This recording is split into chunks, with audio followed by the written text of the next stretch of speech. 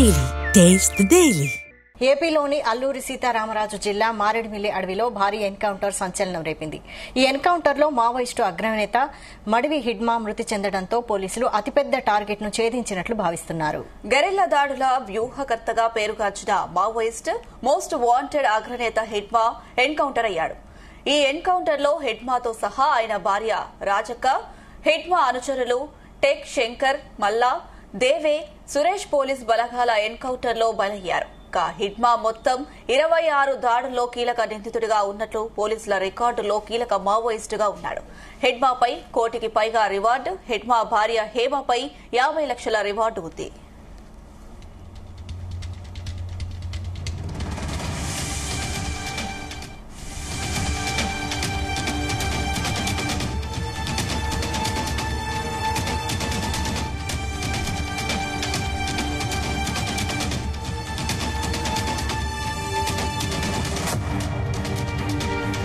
ఇదే అంశంపై మరిన్ని updates chief news coordinator Radhakrishna live లో అందిస్తారు. రాధాకృష్ణ. Good afternoon Vaishali. మావోయిస్టులకు ఒక రకంగా పెద్ద ఎదురుదెబ్బ తగిలింది. సో ఆపరేషన్ కంగారులో భాగంగా ఇప్పటివరకు కేంద్రం చేపడుతున్నటువంటి చర్యల్లో ఇది ఒక అతిపెద్ద విజయం అని చెప్పేసి చెప్పవలసి ఉంటుంది. సో మొత్తంగా కూడా ఇటు కేంద్రం కావచ్చు, అదేవిధంగా భద్రతా బలగాలు ఎన్నో ఏళ్లుగా మోస్ట్ వాంటెడ్ గా వెతుకుతున్నటువంటి హిడ్మా, ఎవరైతే ఇప్పటి వరకు మావోయిస్ట్ కి సంబంధించి గెరిల్లా ఆపరేషన్ కు కీలకంగా వ్యవహరిస్తున్నటువంటి మడవి హిడ్మా. సో ఒక రకంగా ఈ రోజు గత దశాబ్ద కాలంగా కూడా మడవి హిడ్మా కూడా టార్గెట్ గా ఇటు భద్రతా బలగాలు కావచ్చు, ఆయా రాష్ట్రాలకు సంబంధించిన పోలీసులు పెద్ద ఎత్తున అతనికి సంబంధించి ఒక కూంబింగ్ నిర్వహిస్తున్నారు, ఆపరేషన్ నిర్వహిస్తున్నారు. ఇలాంటి సందర్భంలో ఇప్పుడు ఈ రోజు ఏకంగా ఆంధ్రప్రదేశ్ లోని ఒక మారుమూల మారేడుమిల్లి సంబంధించినటువంటి ఏజెన్సీ ప్రాంతంలో ఇప్పుడు అతన్ని ఎన్కౌంటర్ కావడం పెద్ద సంచలనంగా మారుతూ ఉంది. సో గతంలో ఎప్పుడు చూసాము, చాలా రోజులుగా హిడ్మా ఇటీవల కాలంలో మావోయిస్టులు వరుసగా ఒకవైపు పెద్ద టాప్ కీలక నేతలు ఉన్నవారందరూ కూడా వరుసపెట్టి లొంగిపోతున్నారు. సో కేంద్ర కమిటీ సభ్యులుగా ఉన్నవారందరూ ఒక్కొక్కరుగా కూడా లొంగిపోతున్నారు. ఇలాంటి సందర్భంలో ఇక నెక్స్ట్ టార్గెట్ అంతా కూడా హిడ్మానే భావించారు. హిడ్మాకు సంబంధించి ఇప్పటికే ఎవరైతే హిడ్మాను గత కొద్ది రోజులుగా కూడా హిడ్మాను కేంద్రీక ఎప్పటికప్పుడు అతని కదలికలను ఆ కేంద్ర బలగాలు కావచ్చు, కేంద్ర ఇంటెలిజెన్స్ కావచ్చు, పలు రాష్ట్రాలకు సంబంధించిన ఇంటెలిజెన్స్ అప్పటికప్పుడు అతని కదలికపై నిఘా వేస్తూ వస్తుంది. ఇలాంటి సందర్భంలో ఇప్పుడు తాజాగా ఈ రోజు ఆంధ్రప్రదేశ్ లోని రంపచోడవరం ఏదైతే మారేడుమిల్లి ఏజెన్సీ ప్రాంతంలో జరిగినటువంటి ఎన్కౌంటర్ లో హిడ్మా మృతి చెందాడు. సో రకంగా పెద్ద సంచలనం, మావోయిస్టులకు సంబంధించి ఒక భారీ ఎదురు దెబ్బ. సో ఎందుకంటే ఇటీవల కాలంలో అసలు హిడ్మా కేంద్రం అంతా కూడా ఛత్తీస్గఢ్ సంబంధించి చాలా కీలకంగా ఉంటున్నాడు. సో అతను బేసిక్ గానే ఒక 1981లో ఛత్తీస్గఢ్ లో సంబంధించి ఒక మారుమూలపల్లె పునపర్తి అనే దగ్గర ఏజెన్సీలో జన్మించాడు. సో అతనికి మొత్తంగా కూడా ఏజెన్సీ ప్రాంతం పైన గిరిజన కావడంతో పాటు ఏజెన్సీ ప్రాంతం పైన పూర్తి స్థాయిలో పట్టుంది. అందులోనూ దశాబ్దాల కాలంగా కూడా ఛత్తీస్గఢ్, మహారాష్ట్ర, ఏపీకి సంబంధించి అంటే ఆ తెలంగాణ, ఆంధ్రప్రదేశ్ సంబంధించినటువంటి ఈ యొక్క అటవీ ప్రాంతంలో పూర్తి స్థాయిలో పట్టు ఉండి గెరిల్లా ఆపరేషన్ నిర్వహించారు. సో అతి పిన్న వయసులోనే కేంద్ర కమిటీలో కూడా కీలక సభ్యుడిగా వ్యవహరించారు. సో అలాంటి హిడ్మా ఇప్పుడు టాప్ మోస్ట్ గా ఉంటున్నాడు. మావోయిస్ట్ ఒక రకంగా చెప్పాలంటే ఇప్పుడు అందరికీ భద్రతా బలగాలకు మోస్ట్ వాంటెడ్ గా టార్గెట్ గా ఉన్నాడు. అలాంటి హిడ్మా గురించి గత కొద్ది నెల రోజులుగా కూడా భారీ ఎత్తున కేంద్రం ఆపరేషన్ నిర్వహిస్తున్నట్టుగా తెలుస్తోంది. సో అతని కదలికను గమనించినటువంటి భద్రతా బలగాలు ఈ రోజు ఉదయం రంపచోడవరం ఏజెన్సీ ప్రాంతం మారేడుమిల్లి అతన్ని ఎన్కౌంటర్ చేశారు. సో ఇప్పుడు ఒక రకంగా చూస్తా ఉంటే అసలు మారేడుమిల్లికి హిడ్మా ఎందుకు రావాల్సి వచ్చింది, హిడ్మాను మారేడుమిల్లిలో ఎందుకు ఎన్కౌంటర్ అయ్యాడు అనేది కూడా కొంత మనం గమనించాల్సి వస్తే ఇటీవల కాలంలో ఛత్తీస్గఢ్ లో ఆపరేషన్ కగారు పెడుతూ పెద్ద ఎత్తున ఛత్తీస్గఢ్ మొత్తం అరణ్యాన్ని మొత్తం కూడా భద్రతా బలగాలు చుట్టుముట్టాయి. ఇటీవల కాలంలో వరుస పెట్టి ఎన్కౌంటర్లు జరిగాయి. ఇటీవల గత 5-6 నెలల కాలంలో జరిగినటువంటి ఎన్కౌంటర్ లో సుమారు 380 మందికి పైగా మావోయిస్టులు మరణించారు. ఇందులో కేంద్ర కమిటీ సభ్యులు కావచ్చు, పలు రాష్ట్రాలకు సంబంధించిన కీలకంగా ఉన్నటువంటి మొత్తంగా కూడా టాప్ అంటే పై స్థాయి మావోయిస్ట్ నేతలంతా కూడా ఎన్కౌంటర్ లో మృతి చెందిన పరిస్థితులు ఉన్నాయి. ఇదే సందర్భంలో ఛత్తీస్గఢ్ అణు కూడా మొత్తం పోలీసుల చేతిలోకి వెళ్ళిపోయింది, భద్రతా వలయంలోకి వెళ్ళిపోయింది. ఎందుకంటే ఒకప్పుడు మావోయిస్టులకు అత్యంత సేఫ్ జోన్ గా ఛత్తీస్గఢ్ అటవీ ప్రాంతం ఉండేది. సో మారుమూలకు సంబంధించిన ఏజెన్సీలోని మొత్తం దట్టమైన అరణ్యంలో ఒక రకంగా అండర్ గ్రౌండ్ లో కూడా ఇక మావోయిస్టులు టన్నెల్లో కూడా దాచుకున్న పరిస్థితి. అలాంటి బంకర్లను కూడా మావోయిస్టుకు సంబంధించిన బంకర్లను కూడా ఛత్తీస్గఢ్ లో ఈ యొక్క భద్రతా బలగాలు మొత్తం ఛేదించాయి.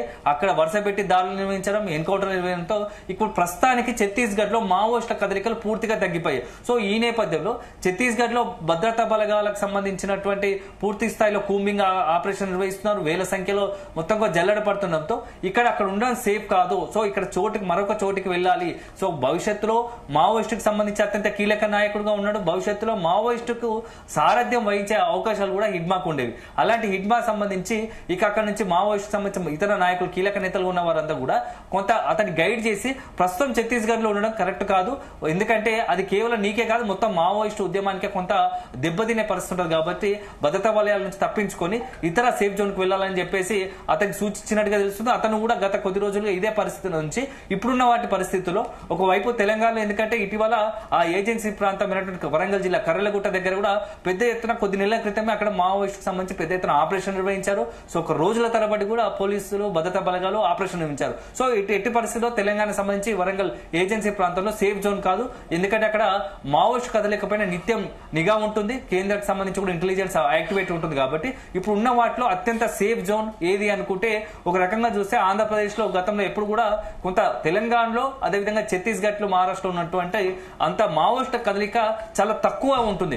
అది కూడా చాలా రీసెంట్ గా ఎక్కడో ఒకసారి చూస్తే విశాఖ ఏజెన్సీ కావచ్చు, అదేవిధంగా ఈ తూర్పు గోదావరి ఉత్తరాంధ్రకు సంబంధించి ఏజెన్సీలోనే కొంత మావోయిస్టు అలజడి అప్పుడప్పుడు కనబడుతుంది.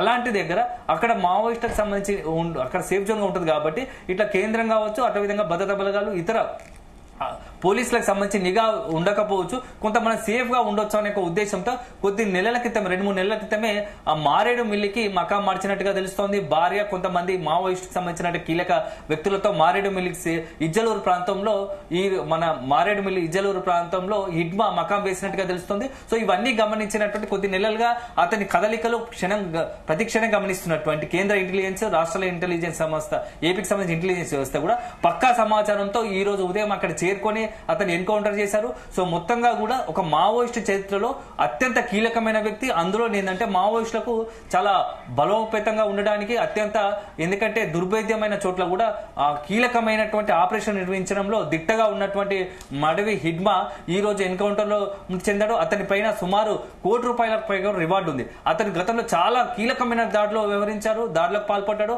అందులో మెయిన్ గా కీలకంగా మనం చెప్పాల్సిందంటే 26 దాడుల్లో అతను కీలకంగా వివరిస్తూ వచ్చాడు. సో 2007లో సుక్మా జిల్లా ఉపరేట్లో సిఆర్పీఎఫ్ జవాన్లపై దాడి చేశారు. సో 2010లో తడుమెట్లలో దాడి చేశారు. దాంట్లో ఏకంగా 76 మంది ఈ భద్రతకు సంబంధించి సిఆర్పి జవాన్లను మట్టు పెట్టాడు. అదే సందర్భంలో 2013లో జీరామ్ ఘాటి దగ్గర కాంగ్రెస్ నేతలను ఊచకొత్త కోశారు. సో ఇదే కాకుండా 2017లో ఏప్రిల్లో సుక్మా జిల్లాలో 27 మంది సిఆర్పిఎఫ్ జవాన్లను మరొకసారి దాడి చేసి వాళ్ళందరినీ అంతమొందించాడు. సో 2021లో అత్యంత కీలకమైన, మొత్తంగా కూడా ఈ యొక్క మావోయిస్ట్ చరిత్రలో అత్యంత కీలకమైన ఆపరేషన్ లో, అంటే వాళ్ళు చెప్పుకునే దాంట్లో కీలకంగా రాజకీయ పక్షాలను, రాజకీయ నాయకులను చేసుకున్నటువంటి టార్గెట్ లో అత్యంత కీలకమైన చెప్పుకున్న 2021 ఏప్రిల్ 21 తేదీన బీజాపూర్ జిల్లాలో తరెంలు హిడ్మాలో 23 మంది జవాన్లు మృతి చెందడమే కాకుండా మొత్తంగా కూడా ఈ కీలకమైన ఆపరేషన్ లో చాలా చాకచక్యంగా వివరించాలని చెప్పేసి అతనికి సంబంధించి హిడ్మా చరిత్రలో చెప్తోంది. ఇక ఇవన్నీ ఒకపై పక్కన పెడితే మరొకటి కాంగ్రెస్ సంబంధించి, ఛత్తీస్గఢ్ సంబంధించి కాంగ్రెస్ లో